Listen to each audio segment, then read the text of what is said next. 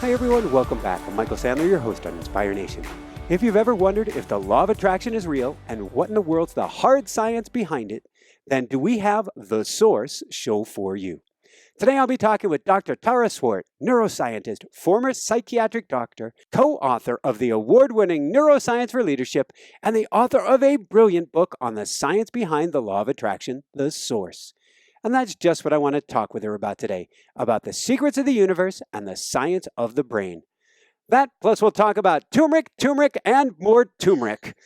Gotcha. Old Red Minis, the Master Key System, action boards and kicking horses, the power of boxing, joy comes out of the blue, and what in the world gorilla suits and doors have to do with anything.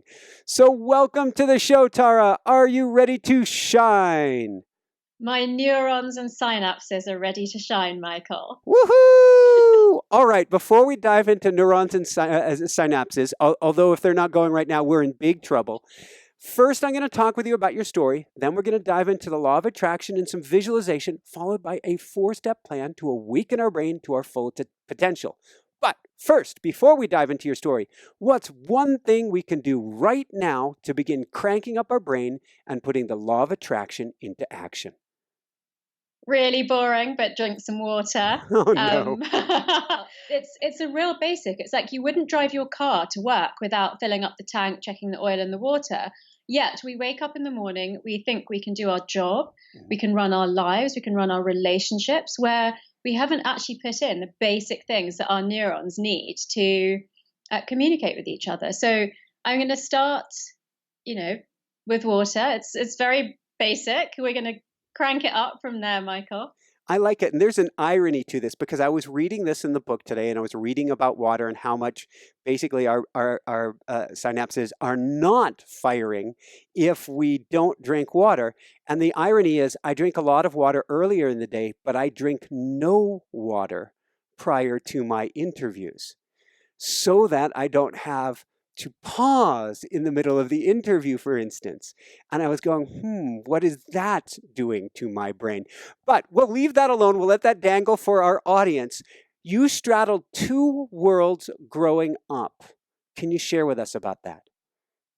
Yeah, so I grew up in London and I went to school and high school in London. And but my parents were first generation immigrant Indians. Yep.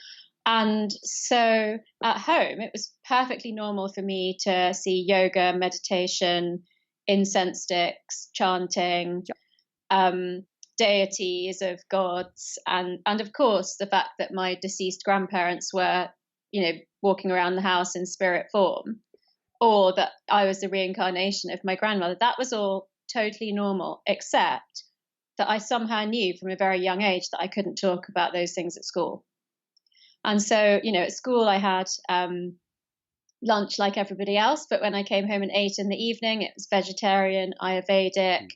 You've already mentioned turmeric, and, I would get these lectures about turmeric protects against bowel cancer, turmeric protects against Alzheimer's, and I couldn't reconcile the two. And, so for me, when I was at medical school and the research came out about turmeric and its anti-inflammatory properties and, the implications for diseases like bowel cancer and dementia, it was kind of like, oh, it's okay to put those two things together. I can believe in both. So that's been a real journey for me. Obviously now I just feel so blessed that I already knew about yoga and meditation before all of my friends did, before it became, kind of cool. But yeah, it's been a real journey. And so for me, bringing those two things together it's been a personal journey, as well as the fact that it's obviously a message that I want to be out there in the world. Now, speaking of personal journey, how do you get drawn to psychiatry and neuroscience? I mean, I wonder now, looking back, whether the psychiatry thing was really to deal with these two lives that I had growing up. Yeah. In a way, you could describe that as bipolar or schizoid. So I really do wonder. I don't know for sure if that's what it was, but I think that might be behind it. The need to understand myself, the need to understand how people think, how that can change depending on the environment that you're in, or, an event that happens in your life. The neuroscience, I would say, was genuinely following my passion. So, I started at med school. Um, every sort of set of theory that we learnt, like biochemistry, pharmacology, physiology, anatomy, I just really found the neuro bit the most interesting. Yeah. Well, it's fascinating. And if I look back at my life, and I grew up with a tumultuous, challenged childhood with the nootropics, Ritalin, Adderall, ADD, all of that good stuff, I can see how I got into the me search. And when I went back and got a couple grad degrees, I was more interested. I got an MBA and a computer degree, but I was more interested in how we link the brain together and how we get human performance to go. And it sounds kind of like that's where your life turned after a big crash in your mid-30s. It's really interesting to hear you say that, because I felt like if somebody who came from a different cultural heritage, or if somebody, identified with a massive career change or a divorce in their mid-30s, that they might read the book and say to me, I felt like you were talking about me or to me. I get that. What I didn't expect was necessarily somebody that looks and sounds like you to say, I resonate with your journey.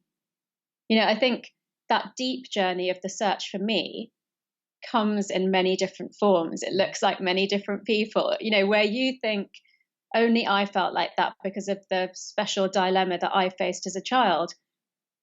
This book coming out has helped me realize that that's not true, that we all have that same thing. And it comes in different forms, but at the end of the day, we're all searching for something. We've all been through something. And some people, including myself, need science to validate some of those things that we've done on that journey, especially when things have gone really wrong. And if that's what it takes, if that can give comfort to other people, then that's what I'm meant to do. That's what I believe I was put on this earth to do. Awesome. I totally geek out on neuroscience. So to me, it's the candy.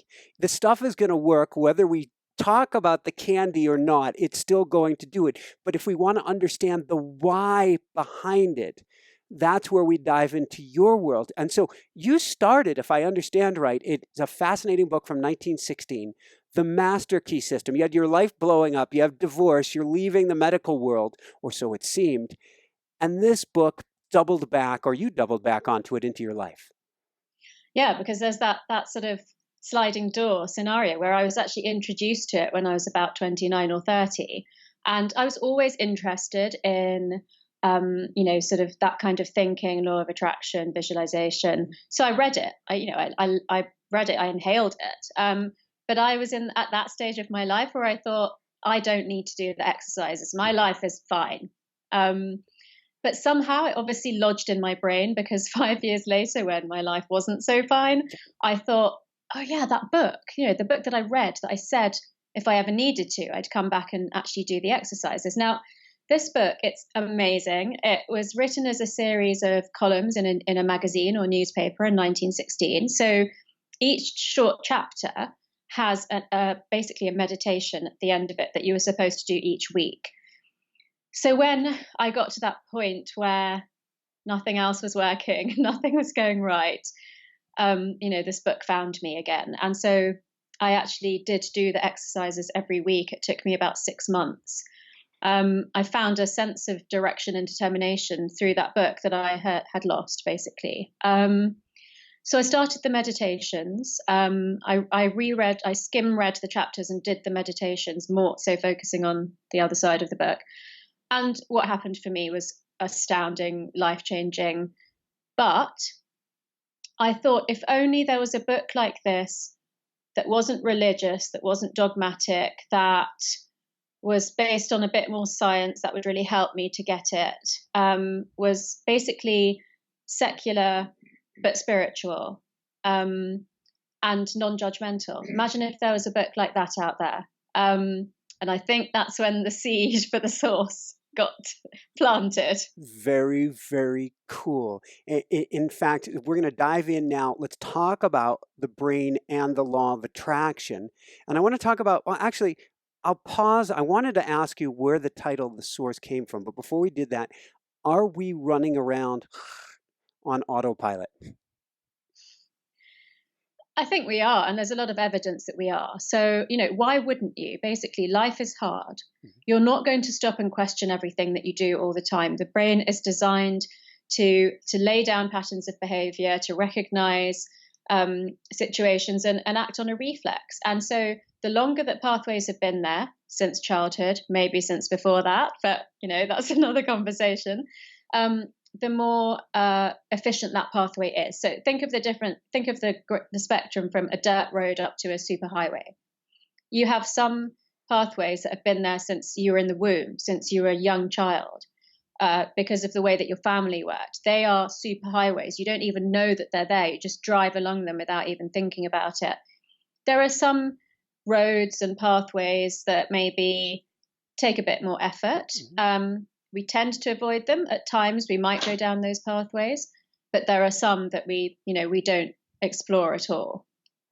Until now, and I've got to call you on something. You said you made a not so Freudian slip here, but I had to pick up on it. And you said maybe before that, because I do a lot of coaching with people, and what I call their energetic imprints. We can call it epigenetics, we can call it whatever we want. It's something we even came in with. So we're acting out patterns, not just from ourselves, but from our parents and maybe even from our parents' parents' parents, aren't we? I mean, I was actually hinting at past life, Yes. possible imprints. But yeah, if we just stick to what we actually, the growing field of research around epigenetics, then there are the biggest studies are on Holocaust survivors and Dutch famine survivors that show that at different times around conception and in the trimesters of pregnancy, that altered stress responses are passed on to the children and the grandchildren of people who've suffered major traumas. So, I mean, it's mind-boggling, really. We know, for example, that if you, in experiments on pregnant rats, if a rat is given an electric shock and every time she's given that shock, she smells peppermint, that when the baby rats are born, if they smell peppermint, they get a massive stress reaction, even though they've never had an electric shock themselves in their life. So that's the kind of simple explanation of epigenetics. But now we know that it goes across even further generations. So yeah, there are pathways like that I guess we have less control over. But the fact that the environment changed our genes means that there's maybe quite a lot we can do to change it back or change it in a different way.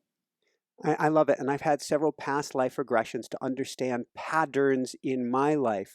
And I can see things that I came in from I don't even know if we call it a strong believer. I've had NDEs. So I've just had a taste of the other side. I understand we come in with a lot, we can call it karma, a lot of stuff that we get to work on. What I didn't realize is I had surgery, 10, 12 years old, where they had a root beer flavored gas and they put a gas mask on me and they're pushing me down on the table as I'm gagging with a root beer. They gave me, what smell do you want for the gas to knock you out? And I'm guessing now my future kids will never, ever want root beer. I never thought of that. And how do you feel about root beer now? Oh, God, no.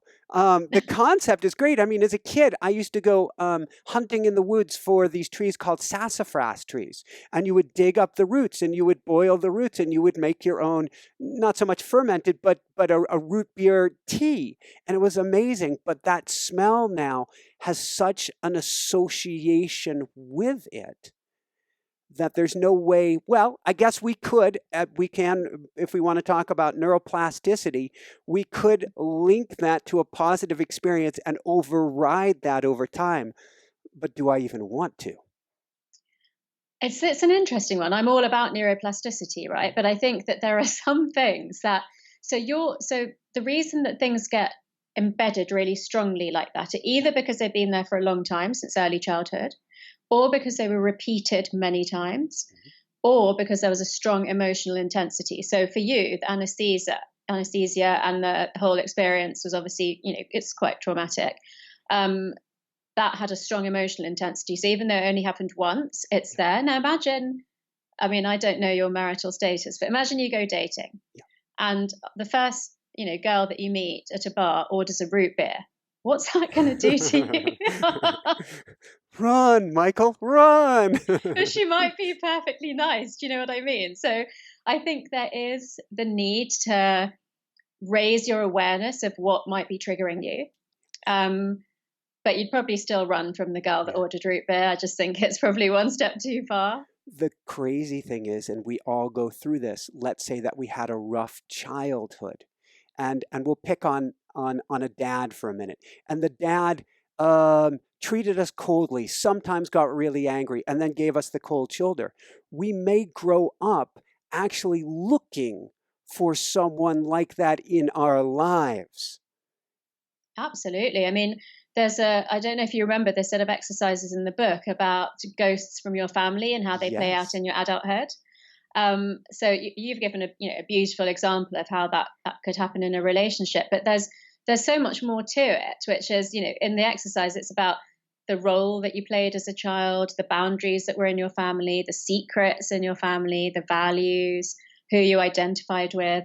And, so to break that down and really kind of see it for what it is a massive step towards being able to do something to change it. If you want to, you might not. Well, that has to do with the whole theme today of waking up, because that's really what we're talking about. All of this, we can make massive changes. We can manifest to a large extent, depends on a prabhaptima karma, what's in our path. But there is a lot we can do once we're awake. In fact, diving into that, what is the source? The source is your fully integrated brain power. So, on the sort of tip of the iceberg, it's your agile brain that's able to master your emotions, connect with your body, trust your intuition, make good decisions, stay motivated and resilient to reach your goals, and create the life that you desire. But it's so much more than that. It's your brain and your body and your spirit being aligned. It's we know the feeling, but just so often in life we go against it because there's some goal or some material outcome that we convince ourselves or society convinces ourselves that we need.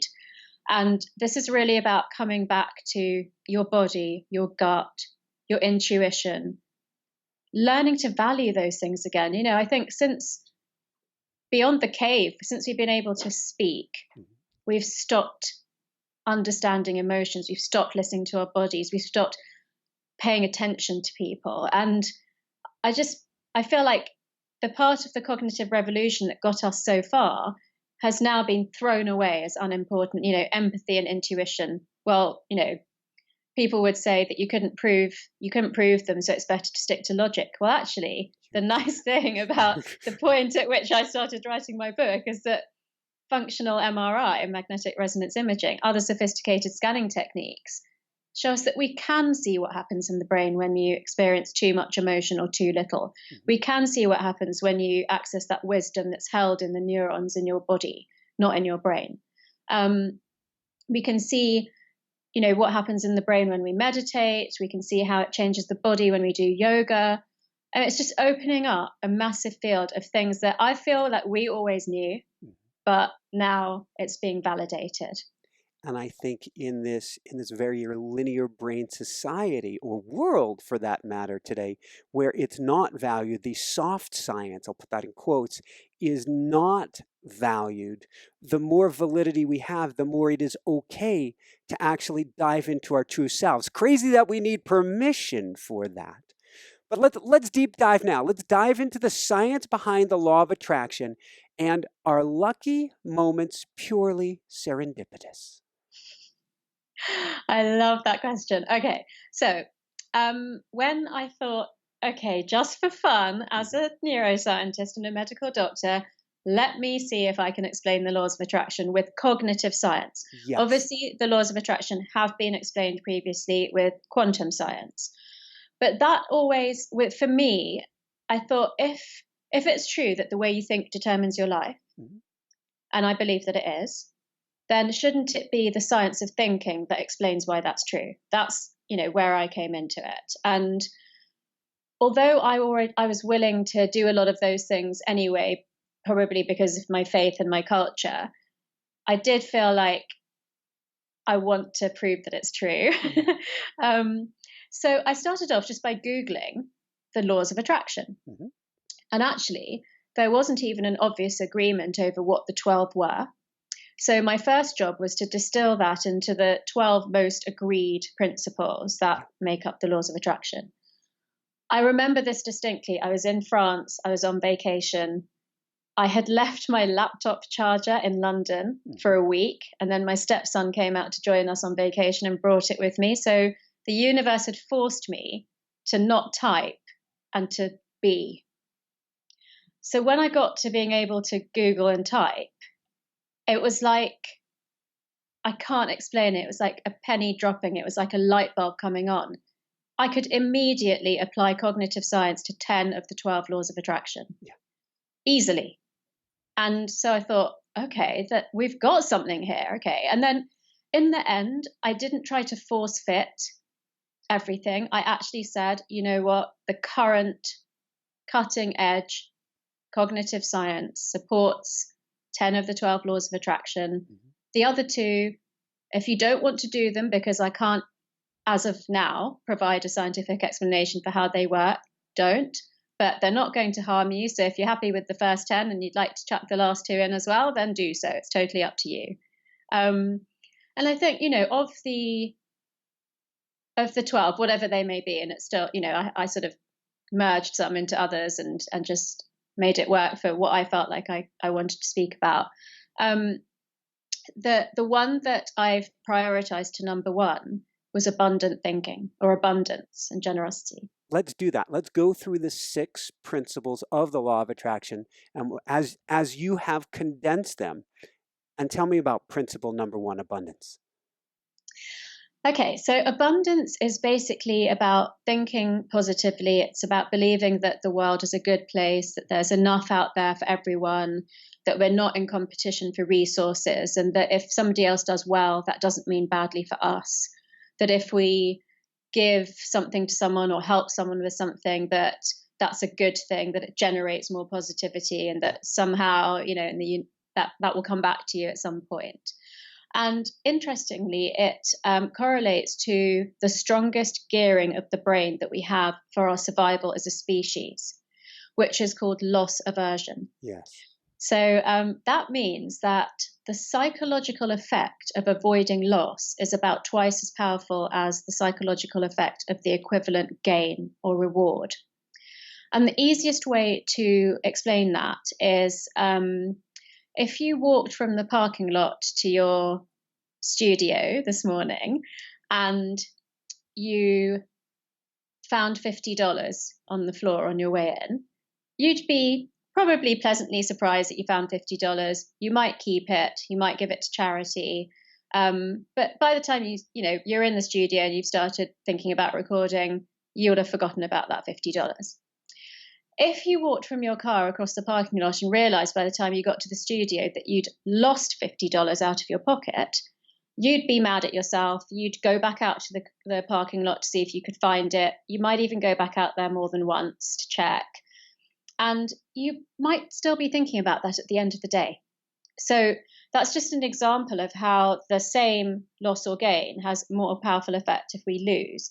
And so psychologically, anything like feeling excluded or isolated or treated unfairly or feeling like you don't have the same opportunities as somebody else has that really strong effect on your brain.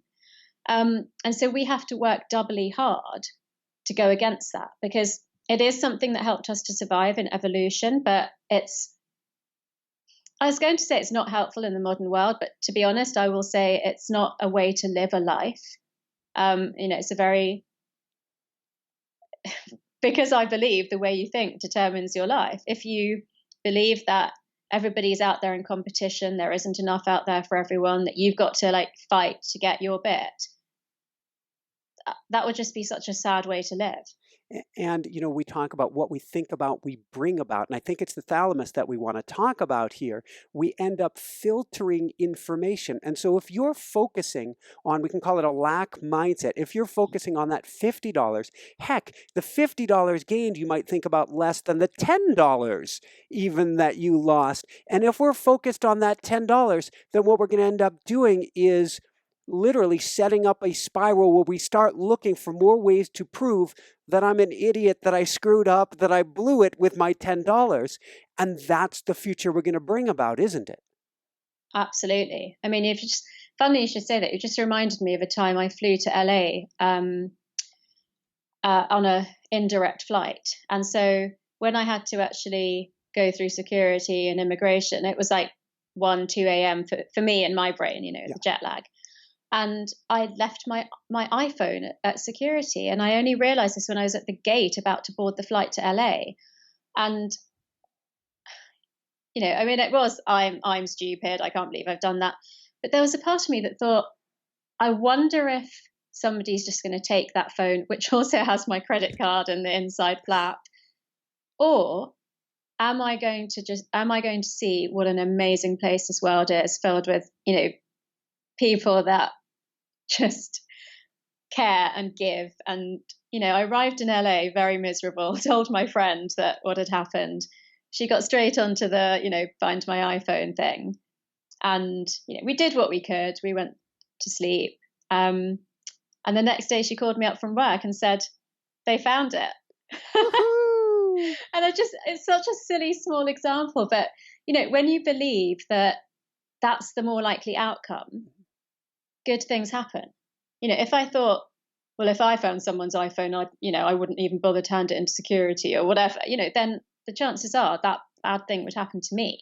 And quite literally, you wouldn't have talked with your friend or said, yeah, go ahead. Let's call security. Let's call TSA and see. You would have been like, no, of course it's gone. And that would have been proving your results, which has to do with both reframing. You reframed it as a let's see what kind of a positive world this is. And going to this morning where we had a little challenge on the time zones and stuff. And I'm telling my wife, the producer, this is just about resilience. It's perfect. It's perfect that this is helping you to become more flexible, if only in your mind, which literally can change the outcome, can't it? Well, I can tell you that it wasn't literally in your mind, because when I first got on the Skype with you, and we weren't sure about, I wasn't sure which time zone you were in or if I'd messed up. The way you behaved literally lowered my blood pressure. So what went on in your mind actually had a physical impact on me, because you were so calm, so kind. And I just thought, I don't want to be late and I don't want to let this guy down, but he's going to make it okay if I've messed up. And that's, I'm still working on stuff. I'm still working on stuff about like being perfect all the time. I mean, I've got quite far along that road, but I think, a lot of my ghosts of the family, being the first child, or the expectation that I had on me to become a doctor, and that does leave a strong legacy of that anything you do wrong means you're less than perfect, and that's not allowed. So the fact that I've raised that in my consciousness is massively helpful, because then I can tell myself that it is okay when it happens. But I can't even imagine I can't imagine myself now as a schoolgirl, and that was all going on, but I wasn't aware of it, and how stressful that must have been, and how it probably did. You started off by saying you're ready to shine. I think it reduces your shine, if that's going on in the background. And when you raise from non-conscious to conscious, whatever it is that stops you being abundant, that holds you back from believing that the world's a better place, it's literally, we should think of it as your shinometer. I love it. I've never heard of a shinometer. I'm going to have to borrow that from you. We'll give you credit, whatever that looks like. Thank you. Thank you, Tara. So let's go from that. And thank you for your kind words. My job is first and foremost, hold sacred space for us to just have the most beautiful conversation, and then allow us, which has to do with these principles here, allow us to get into that mindset so that whatever flows will flow. If I'm going, I need it to be perfect, I need it to be at this time, whoa. Yeah. We're creating something else. So let's talk about manifestation. Let's talk about the science of this. Principle number 2, manifestation. Okay, so I could talk about it in theory, but what I'd like to do here, if it's okay, is connect it up to the vision board. Beautiful. In your introduction, I loved the bit where you said all these really random things like gorilla suits, joy comes out of the blue. I was like, I know every single thing that you're talking about. Yes. So manifestation is about creating the real world outcomes that you desire. Mm-hmm. And do you remember I mentioned I mentioned 6 ways of thinking. I may not have classified them as the brain agility model. You said, what's the source? And I said, it's your fully integrated brain power. And so I put that into 6 categories, which are mastering your emotions, Mm-hmm. knowing yourself, which is the brain-body connection, trusting your gut, which is intuition, making good decisions. It's logic. Logic has to be in there, but it's just one of the 6. Mm-hmm. Staying motivated and resilient to reach your goals. And then the final one, which is kind of the culmination of those 5, is creating the life that you desire. So in that model, I talk about using all of the different ways that you have to think to manifest real world outcomes. But I'd also like to say at this point that I was one of those people who was told at school that I wasn't creative because I wasn't good at art. And so I wanted to My redefine. headmaster, or no, brother John, was it? It was a Zavarian Catholic high school, sent me to the headmaster saying I couldn't possibly be this bad at art. I must be painting this way just to piss him off. Oh. And look what you've created, right? I'm still shake though if you give me a paintbrush. And someday I will get to challenge myself on that. But that, like the root beer, is still in me. Well, do you remember that quote from the book? If somebody tells you you can't paint, by all means paint. Yes. So I think, I want to give that to you as a gift. But yeah, I mean, things like that stay with you for ages. If you're like 11 and you're told that you're not creative, I believed I wasn't creative till I was 35. I fully believed I was not creative. And all my friends are creative in the obvious sense of the word. And I sort of thought, isn't it strange how all my friends are creative, but I'm not? And there were a few friends that said, but you are. But I was so shut off to believing that that was true that I didn't even question it or say, what do you mean? Or, explore it. So for me, there was like a bang kind of, a crisis moment that changed everything. But one of the reasons I wrote The Source is that it shouldn't have to be like that. We can all bring that into our lives without necessarily having a crisis. So I wanted to reframe creativity and just make it about creating your own life. And so manifestation is basically believing that you have more agency around creating, what you want in your life rather than that life just happens to you. I totally understand that it feels like that for people a lot of the time. And, I use this analogy where I say, if you're going on a car journey and would you rather be the person in the driving seat, choosing the destination and how you get there, or are you happy to be in the passenger seat and just be driven around, not know where you're going and the route that you take? And so for a lot of people, life can feel like you're in the passenger seat, and understanding neuroscience is about putting yourself in the driver's seat. So the manifestation part is how much can you contribute to actually bringing into your life the things that you really, really want? And so it's a bit of a gray area because to me, it overlaps with magnetic desire, which is something that you really, really, really want. So there has to be a strong emotional component to it. And then the actions that draw that into your life. So I'm not one of those people that says if you visualize something or make a vision board or, imagine an ideal future that you should just wait for it to come true because you thought about it. I'm very much about doing the actions that move, progress you towards that goal becoming true. And so the science around manifestation and magnetic desire and vision boards is a 3-step concept in the brain, which is selective attention, selective filtering, and value tagging. And basically, we're bombarded with so much information all the time, everything we smell, hear, see, everyone we meet, that the brain naturally filters most of that out and brings our attention to the things that are relevant for our survival and tags those things in order of importance. And there's both a logical and an emotional component to why certain things are important to us. So you can imagine if you're trying to hold down the day job, if you're trying to put food on the table, that filtering process happens quite automatically. And it's not thinking, what's the best thing that could ever happen to me in my life? How do I really want my life to look like in 5 years' time? It's not doing that. It's just doing, how do I survive like in the next short term? So paying attention to manifestation, and one of the mediums for doing that is a vision board, is a way of priming your brain to notice and grasp opportunities that might otherwise have passed you by.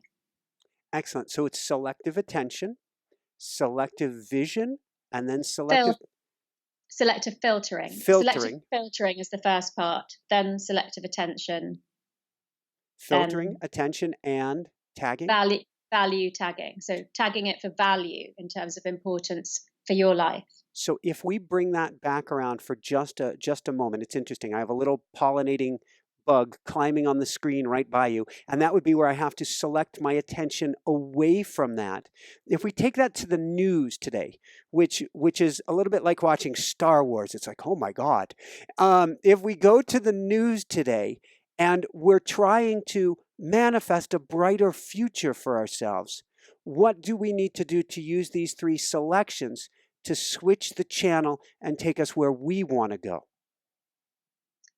Okay, so I'm having a couple of thoughts. One is, I'm just going to get this one off my brain because it's going to make me laugh inside, which is, you mentioned Star Wars, and earlier this year on May 4th, I did actually put out an Instagram post that said, "May the Source be with you."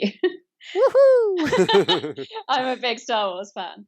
And next I'm going to say something really literal, and then I think we can explore further what you're actually asking me, which is, and I'm not the only neuroscientist. My neuroscientist friends and colleagues, the ones I know well, and I know their habits, do not watch the news. Because if you put together what we talked about, loss aversion, is the world a safe place? Is the world a friendly place? Does the world treat people fairly? You only have to watch the news once to believe that none of that is true. Yeah. And I don't want to expose my brain to that. It's a program you're putting into your brain. Basically. We know, for example, that people who had no personal connection to 9/11, but repeatedly watched images of the Twin Towers falling down, experienced PTSD.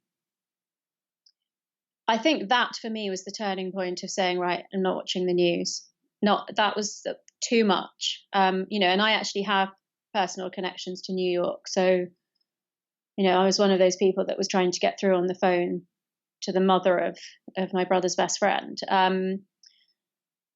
But that's shocking to me that just, watching something on the TV, on a screen, reading it in a newspaper can cause post-traumatic stress disorder to somebody that has nothing personally to do with that event. So that's the literal answer to your question. Yeah. But I think the more metaphorical answer to your question is about reframing, which you've already mentioned. For me, it always comes back to abundance, reframing, and raising from non-conscious to conscious. Beautiful. So let's go from there. So we've covered three principles so far. We've got here, just to recap for people, we've got abundance, we've got manifestation, we've got magnetic desire, and now let us dive into patience. I was hoping that one was coming next, because the science is adding a lot to what, a lot of us have always believed, have had great results from, have felt, have seen work.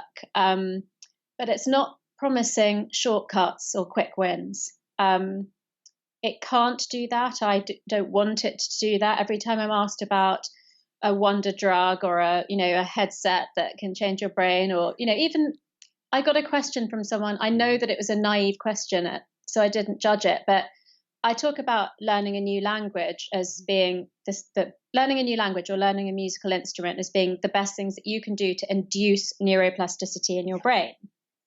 But there's this new, I'm not going to say the company because I'll get it wrong because I can't remember right now, but there are these new earbuds that if I go on vacation and I speak in English, that if somebody if I was in China, that they would hear it in their native language. And when they replied to me, I would hear the answer in English. And this thing can translate up to 90 languages. And someone wrote to me and said, does using that device have the same effect on your brain as learning a new language? Oh. And, that's a bit like saying, if I take a nootropic, people want to know about these drugs that enhance your brain. And one of my male neuroscience colleagues put it really succinctly. He said, it's like taking Viagra. It will help your one-off performance, but it won't solve all your marital problems. So people are looking for shortcuts. But I believe that the deep personal work, the deep spiritual work, the stuff that takes time has to be done. You can't change the habits of a lifetime without work that takes some time. I was down in Mexico recently. I was at the World Summit of Nobel Peace Laureates. It's just amazing that I got to go there. And my Spanish is suspect, shall we say, at best. So I've studied Spanish, French, Dutch, and Japanese, and they all blended together in this rainbow that had this rainbow menagerie. That at this gas station, there's a Mayan gentleman who just is doubled over laughing at my attempt at language because it's all coming out at once. But there was a richness to it and a richness to that challenge. And I want to go back for this winter and take a break and go back with my wife and play with the language. It's sort of like if you want to grow a plant strong, you have to tamp down the soil. That resistance is the richness in life, isn't it? Yeah, I love that analogy. And I can totally picture and feel the joy of this person bent over double laughing. And if anything you do makes someone laugh that much and conjures up that much joy in just hearing the story, you're doing something right. And I'm going to add to that, like, it's not just my personal opinion. When you make someone laugh, when you laugh, and more so when you laugh together, you release oxytocin, the bonding hormone. That is part of love and trust. And, we keep coming back, don't we, to that abundance. And it's about love and trust. Since we're talking love and trust, let's go to number 5, harmony. So, and the patience thing, I just want to add one thing, which is that I do an annual vision board. But what I've learned over time is that sometimes it takes just more than a year for it, to come true. And I've learned patience with that by seeing it happen. And I mentioned Prahabdma earlier, and I always butcher that word, but it's the basic concept that we come in with certain lessons and experiences for our journey. And I like to say for our highest good. So often these things take longer if they're going to come about. And it doesn't mean we're doing anything wrong if it doesn't, but we have to allow it to come at the pace it wants to come. I can't go to that tomato plant seed and try to force it to grow before it's ready. No, absolutely. And, there are only very few things in my life, because this is not, it's not within my philosophy, where I think I wish that had happened earlier. Actually, there's only one thing, and I know we're going to talk about it because you've mentioned it briefly. But I tell myself it wasn't meant to happen earlier. It happened at the right time, and it's how it is now because of when it happened. But with harmony, so this is where I got to speak about things that I never get to speak about usually, the universal consciousness. So the fact that our minds, our spirits are not in isolation. Yes. We're part of something that's joined up, as if we all held hands. We held everyone that's listening now, everyone that's watching us on YouTube. If we all physically held hands, but we've got that, even though we're in all places all over the world and we're not holding hands and we might never meet, there's a universal consciousness. And all that harmony means is that you can't go against that. You can't wish for something or try to achieve something that could harm someone else or, cause a negative disruption in the consciousness of the universe, of the world, of anybody else, of any animal, plant. So it's about, we're all trying to survive. We're all aspiring for something in the future that we believe is, going to guarantee us security and stability. But that can't be causing trouble for anybody else. That's probably what I'd say. No, that's beautiful, and it's the challenge was if you watch what's going on the geopolitical spectrum, and you say this right, this wrong, this good, this bad, it's like one arm yelling at one leg. It's all the same beingness, it's all the same oneness, and that if you say, well, my law of attraction isn't working, it's their fault, huh? Yeah, I mean, it's very troubling times, right, Michael? I mean, even as I was writing the book, I thought I, I could not have envisaged how needed it would be by the time it came out. So there's definitely something that's not working for us, all of us. I believe that we can all make it better. It's just kind of hard to see how that's going to happen at the moment. I'm going to put a positive reframing on it, that chaos is necessary. I'll put that in quotes. Chaos, based on our previous history anyway. It doesn't have to be this way, but based on our past paradigm, chaos is necessary for great change. We don't shift when we're stuck on the couch.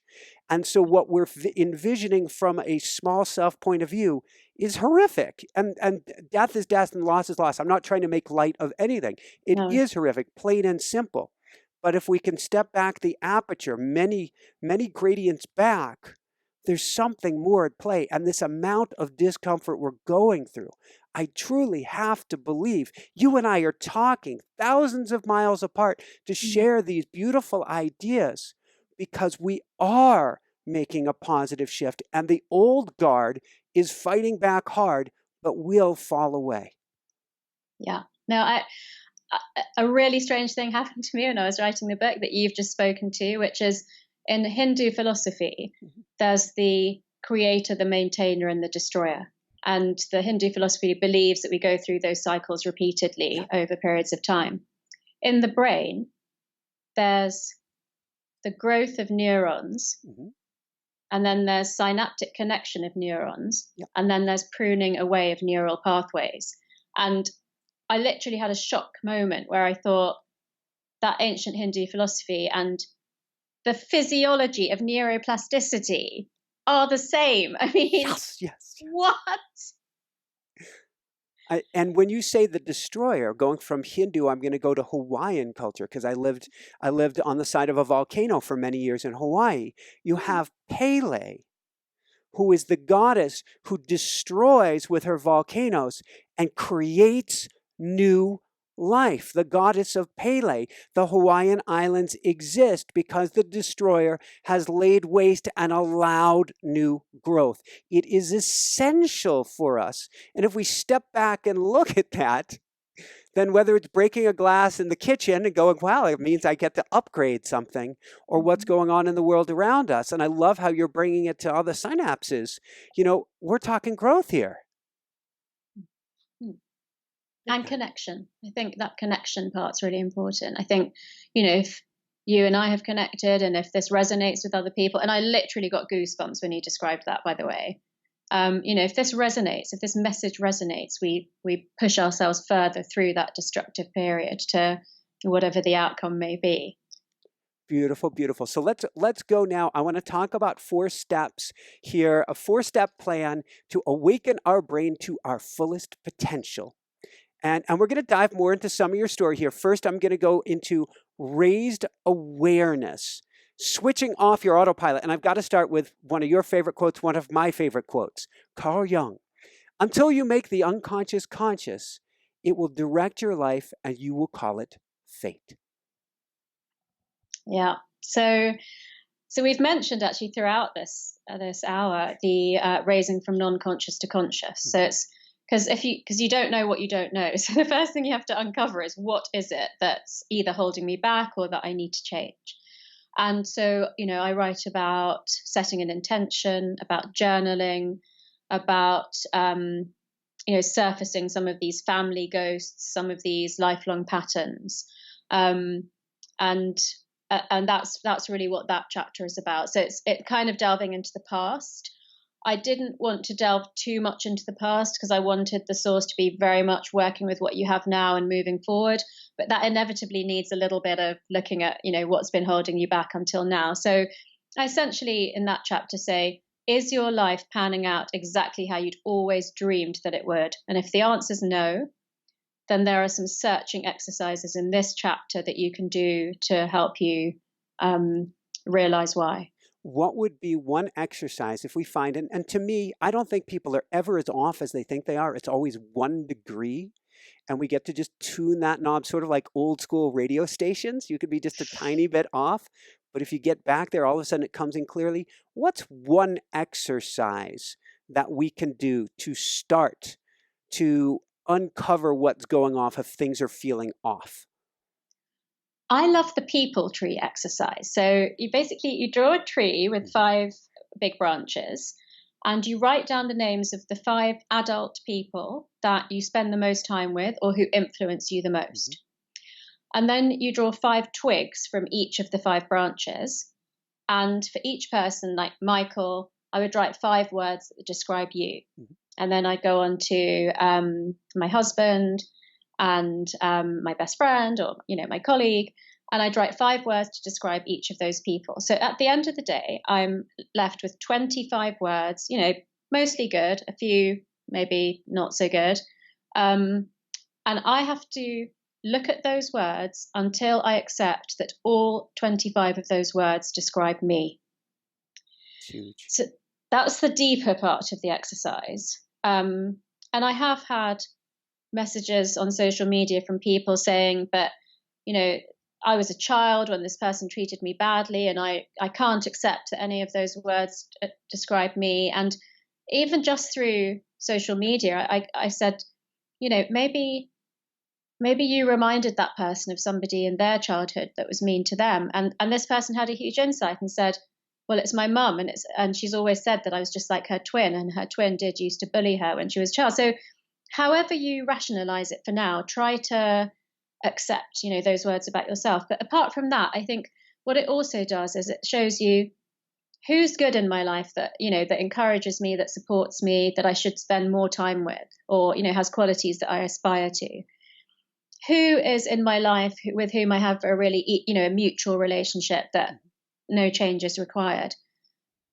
And is there somebody in your life who either consistently puts you down or just, has an element that brings out a negative element in you? And can you think about how you can reframe that relationship to make it more positive, or just to take out the negative effect that it might be having on you? So it's a really powerful exercise for the short term as well as for the deeper work. Thank you, thank you, thank you. So let's go from there. We're going to talk about step number 2 here, and that's action boarding it up. And maybe you can tell us about action boards and horses kicking up water. So an action board is a collage, preferably made by hand, although it is possible to do it digitally.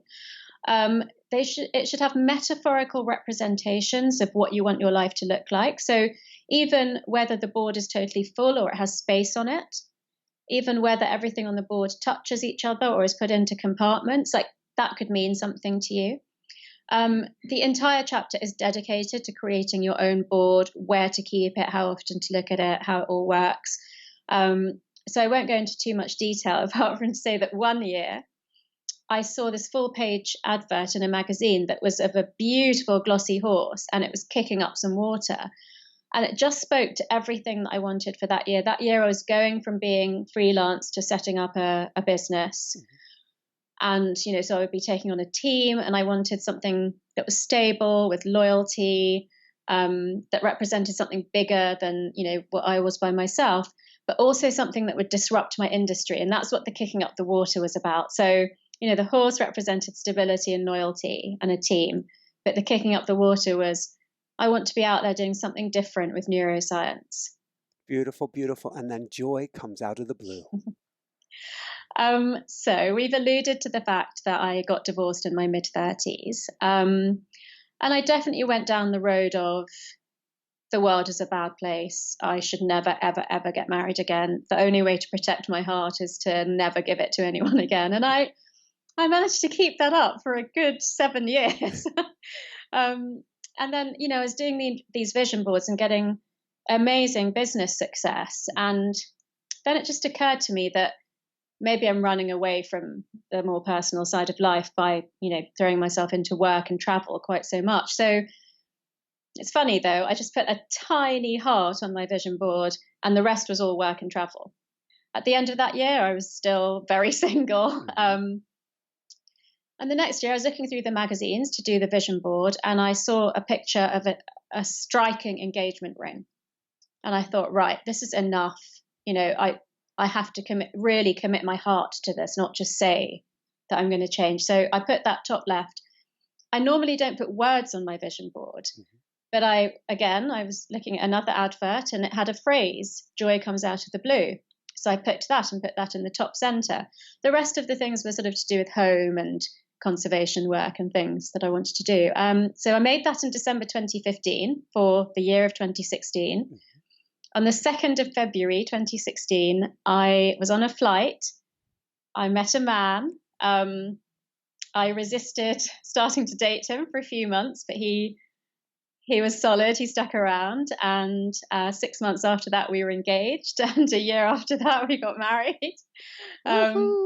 Yeah, and I met him on a plane. So I think that's joy comes out of the blue. Absolutely. All right, real quickly, we'll go through the last 2 steps, and then I'm excited to dive into a meditation. Step 3, focused attention. Maybe you can tell us what's the science behind presence. So the focused attention is really about presence and mindfulness. So I believe that presence, attention, meditation is not just about sitting with your eyes closed and your legs crossed and doing something obviously spiritual. I believe that it's like a patchwork that you bring into all areas of your life. So, for example, mindful eating gives me 3 anchors in a day where I don't do anything else. I'm not distracted. Because I was brought up in a Hindu household, I can't put that first mouthful of food in my mouth without saying thank you first. It's just ingrained in my neural pathways.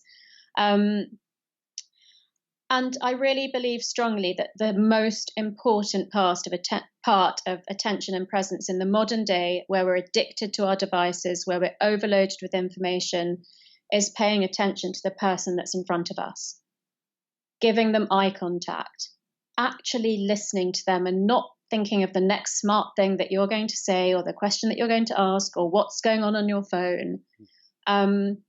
Just being fully present when you're present. Otherwise, don't do it, kind of thing, and for yourself. So not putting yourself at the bottom of the list, doing those self-care activities. And so what I've done in that chapter is I've put lots of guided visualizations, meditations, and I've actually brought up some research from the University of Singapore that divides meditation into 4 categories. So there's Vajrayana and Theravada, and then they're subdivided.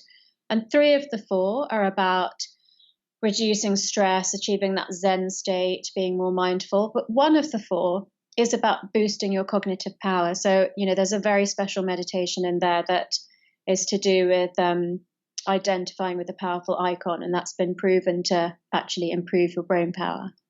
So who's a powerful icon to you that you identify with? Well, I have a very interesting one because my name is Tara. Yes, before this, I'm going, green Tara, green Tara. Yeah, exactly. Exactly. So obviously in Buddhism, that's she's well known, but in Hinduism, Tara is the goddess of strength. So I when I do my meditation, I identify with the Hindu goddess of strength. And boy, have I needed her over the years. Very, very cool. All right, real quickly, deliberate practice, the source comes to life. And I want to go back to a really powerful concept that you brought up just a minute or 2 ago when you were talking about your industry, the importance of disruption, in this case, disrupting yourself positively. So, we basically talked about the neural patterns that we fall into over life that we sometimes don't really have the time or space to question. We talked about removing barriers to success. We've talked about creating an ideal vision for the future and maybe visualizing that or using meditation as a path. And I think you need to put the icing on the cake, which is that, take that abundance, take that mindfulness and that positivity and move forward with it. So it's about being held accountable. It's about encouraging others on the journey as well. So it's about going bigger than your own brain. It's about creating that community. It's about contributing to the greater good. There are more exercises and meditations and visualizations. It's the path of the direction. So it's basically a journey, and I've outlined it in that way that if you do the exercises in preferably the order that I've chosen them for a reason. Literally, at the end of the book I wrote, nothing can stop you now. If you've done this, you've changed your brain and you've changed your destiny. And it worked for me. Woohoo! All right, where can people go to find your beautiful book, The Source, and to find out more? Thank you. So it is available on Amazon and at all major retailers throughout the US and Canada and the world, actually. And my website, taraswart.com, has a dedicated book page. And I'm very active on social media. So Dr. Tara Swart on Instagram, that's Dr. Tara Swart, Tara Swart on Twitter. Those are the main places to find me. Excellent. And let me have you spell that out for people one time. TarasWart. Fantastic. And if you didn't catch, come on over to inspirenationshow.com and we'll get you over to TarasWart.com. So this has been phenomenal. I want to just see if you have any last words of wisdom before we dive into a meditation. I love this. I am an extreme believer, is not even the right word, extreme practitioner in how much we can rewire our mind and then attract in the goodness based on the work we've done. So I cannot support getting your book and your work enough. Thank you so much, Michael. So thank you. Any last words of wisdom you want to share with people, Tara? I think we've said a lot. There's one thing that I didn't write about in the book as much as I would have liked to, and that's forgiveness. And actually, you reminded me about that by talking about Hawaii. And because I did some research into the Ho'oponopo when I was writing the book, I'm sure you know. All-time favorite. Yeah, I'm sure you know about it way better than me, and I don't want to do it a disjustice. But when I struggled with forgiveness, I asked so many people. I read about it. I listened to meditations, and a version of the Hawaiian forgiveness meditation was what really worked for me. So it's very simple. The version that I do is to think of the person that you're struggling to forgive and say, thank you, I love you, I'm sorry, I forgive you, I release you. But you have to keep saying it until you mean it, and it can be hard at times. But when you get there, it changes your life. And I'm going to dovetail on that one because this is one that I work with people a lot. Very slightly different version. There is no right. There is no wrong. I think of that person because it's so powerful as a healing prayer when there's strife between you and another, whether that's a coworker, whether that's a partner, whether that's somebody literally with a lawsuit, whatever it is, is I imagine them as a golden coin. And I take that golden coin and I put it in. I like going in through the third eye, all the way down and putting it into your heart. And then I actually drop it and don't think of them anymore because we are all one. Instead, I turn the prayer inward toward myself and I work on forgiving and healing my own heart, which magically seems to affect that entire relationship and dynamic. The phone rings, somebody appears, disappears, things melt away. And the order I do it, and there is no correct order, but I just go for the love. So I go, I love you. Please forgive me. I am sorry. Thank you. And I'm not saying I love you to the person I'm arguing with. I'm saying I love you to myself. Please forgive me. I'm asking myself for forgiveness, which to me is the most powerful thing we all need. I am sorry. Again, going to that place of forgiveness for yourselves And gratitude, which I'm guessing you would agree, is one of Mm-hmm. the most powerful forces in the world. I love you. Please forgive me. I am 100%. sorry. Thank you. Grab your mala beads, grab your rosary, and you just get busy going after it and going after it. And doesn't it make a difference? It makes such a big difference. Words can't describe the difference it makes. You have to feel it. But when you feel it, you never thought you could get there. It's something beyond. I'm so glad you brought that up. I'm so glad you brought that up, Tara. So would you have time for a meditation? I'm I guess a dog wagging his tail right now. I'm I so know you excited are. for this one. Yeah, I want to use a meditation that is from the fourth part of the 4 steps that we talked about, because it's a really positive one for moving forward. And I think that, if people have listened to this, then it's probably brought up a lot of questions or curiosity. And I'd love to just give you something to just take, a few minutes. I'm going to do the quick version, to just delve into this and move forward, knowing something's different, something better. Excellent. And if you're driving down the road, why don't you sit down and get comfortable for this after the drive? That's the advantage of podcasts. You can always pause it and listen to it later. Yes. All right. Thank you. Okay, so ideally you would be sitting on a chair, well supported, so you don't have to think about sitting up the whole time, or sitting on the floor, or even lying down, as long as you're sure that you won't fall asleep. Make sure that your arms or legs or fingers or toes are not crossed in any way. And if you have high heels on, maybe just kick them off for now, feet flat on the floor.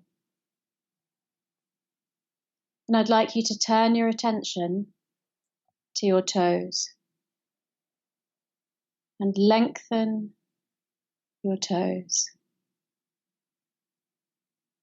Imagine you are burying your toes into warm, dry, golden sand.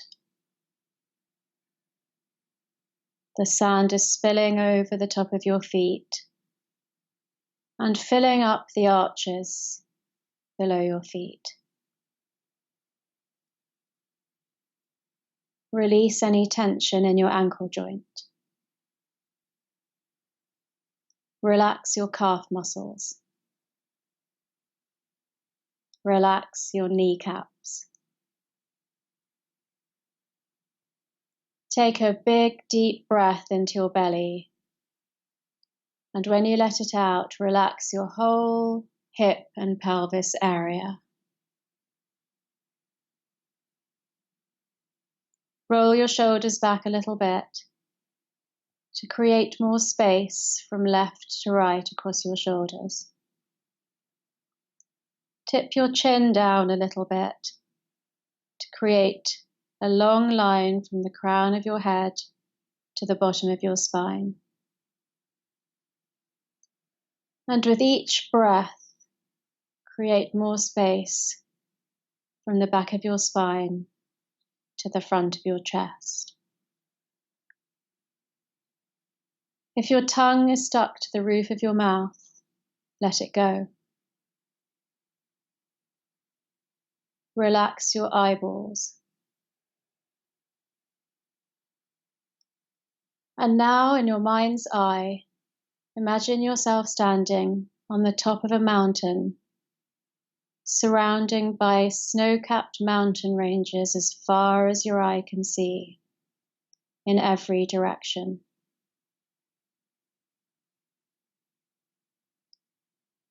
A warm breeze tickles your skin, and although you are dressed in loose white clothing, you do not feel cold. As you look down at your bare feet standing in the snow, you notice 10 steps carved into the side of the rock in front of your feet. Watch your feet climbing down the steps one by one. Right foot 10, left foot 9, right foot 8, left foot 7, all the way down to the bottom, counting in your mind.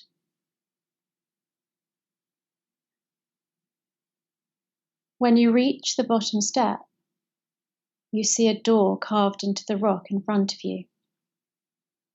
Enter the cave inside the mountain. In this cave, although it's dimly lit, you see 5 full-length mirrors. They can be oval or rectangular. They can be on stands or hanging from the ceiling. You decide. When you are ready, walk up to the first full-length mirror. In this mirror, you are standing in your sports clothes. You can tell by your posture and the tilt of your chin and the tone of your muscles that you have nurtured your body through physical fitness and activity. Notice what it is about the look in your eye and the tone of your muscles that tells you that you are at peak physical fitness.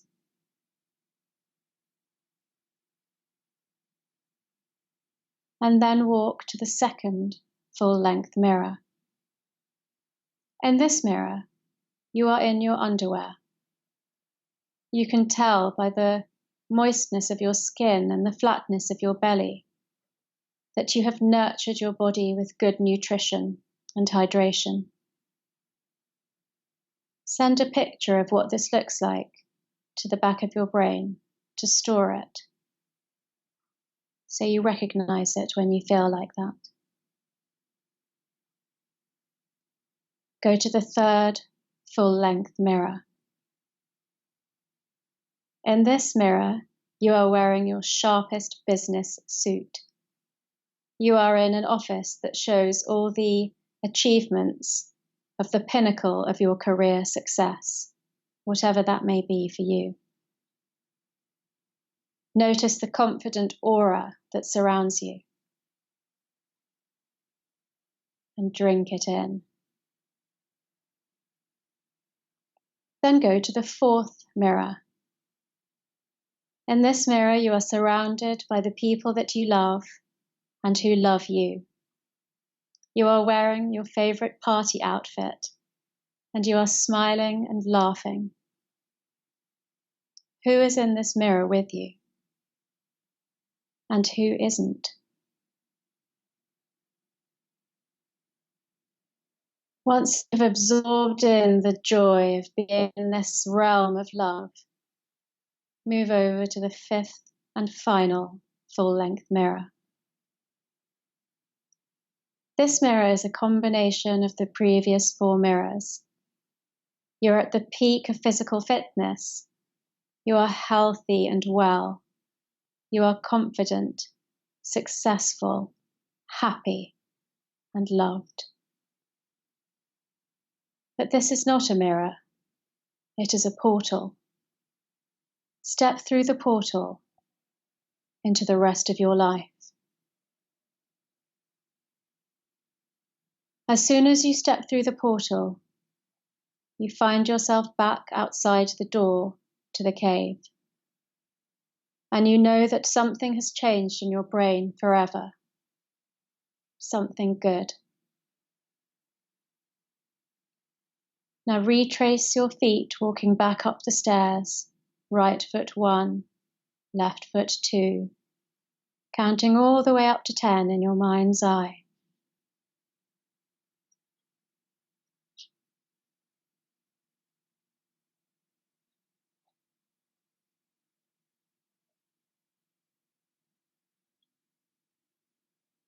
When you have reached the top, bring yourself back into your body, back into your room.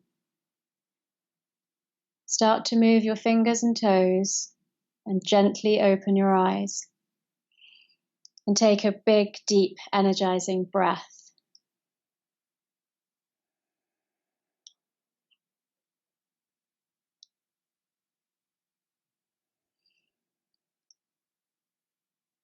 That's the source in you. Woohoo! Thank you so much, Tara. This has been absolutely phenomenal. Thank you. It's so wonderful to share that with you. I can't wait to hear it when it comes out and just feel, everybody being part of this. Awesome, awesome, awesome. I can't thank you enough for being here. I can't thank you enough for your work. Awesome, awesome. I'm short of Thank words. It you. means the meditation put me in bliss. Thank you so much. So for everyone out there, this is Michael Sandler saying, be well, have fun, get the source, and begin manifesting your greatest future today and shine bright. Woohoo!